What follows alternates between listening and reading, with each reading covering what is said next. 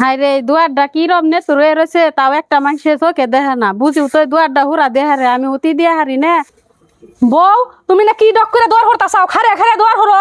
এই যে তোমার কইতেছে যে তোমার পেটে পোলাহান আছে তুমি যত অতিদা কাম করবা বাচ্চাটা পেটে ছুড়ো হবো।